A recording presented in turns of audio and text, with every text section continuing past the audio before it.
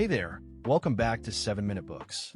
I'm Sam, and today we're digging into Dear Founder by Maynard Webb and Carlye Adler. Sophie, I gotta say, this book hit me in a way I wasn't expecting. It's not just about business, it's about who you become. Hey there, Sam. Yeah, I totally agree. Webb wrote this as a series of letters to founders, and it's incredibly honest. He's been a CEO, a board member, an investor, he's seen it all. And what he's really saying is that the founder's biggest obstacle is usually themselves. Right? And he makes this point early on that really stuck with me. The scrappy, do everything attitude that gets you through the early days. That same mindset can wreck you once the company starts growing. Exactly. He talks about how founders treat their company like a child. They want to protect it, make every decision. But he says you have to start seeing it as an adult that needs to stand on its own. That's a hard mental shift. That idea of the company as an adult, it's freeing but also terrifying, because it means your job is to build something that can thrive without you. And for a lot of founders, their identity is so tied up in the company that letting go feels like a kind of death. Yeah, he's really blunt about that. He shares his own experience stepping down as CEO of LiveOps, and it's clear it was painful. But he argues that the willingness to step aside is actually the ultimate act of leadership. You're putting the company ahead of your ego. And that theme of evolution runs through the whole book.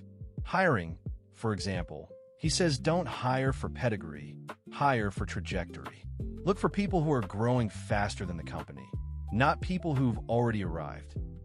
Yes, and he warns against hiring clones of yourself. Homogeneous teams feel comfortable, but they lack the diversity of thought you need when things get complex. It's so easy to fall into that trap. Compensation is another one. He says equity isn't just a financial tool. It's about building alignment and commitment.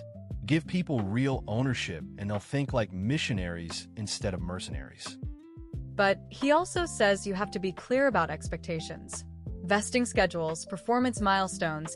You can't just hand out equity and hope for the best. That's a recipe for resentment. And then there's the board. A lot of founders view their board with fear, like they're overseers who can fire them. Webb says that's the wrong mindset. A good board should be one of your greatest assets. He advises building your board strategically, people who bring complementary skills and will challenge you. If your board meetings are comfortable and predictable, you've got the wrong board. Crisis management, too. He says transparency is key, even when it's painful. And in a crisis, imperfect action is better than perfect inaction. You can adjust, but you can't recover lost time. Yeah, and he's very honest about the emotional toll, the loneliness, the imposter syndrome. He talks about building a support system outside the company, spouses, mentors, and even therapists. That vulnerability is so refreshing. And he says the ability to say no is what separates successful founders. Every yes is a commitment of resources. The best companies do a few things exceptionally well, not many things adequately. Right. And culture, he defines it as how people behave when no one is watching. It's not about ping-pong tables or mission statements. It's modeled by the founder's own behavior. Firing people, too. He says delay makes it worse for everyone. And treat departing employees with dignity. How you handle exits says a lot about you. And as you scale, communication gets harder. He says over-communicate, repeat key messages through multiple channels.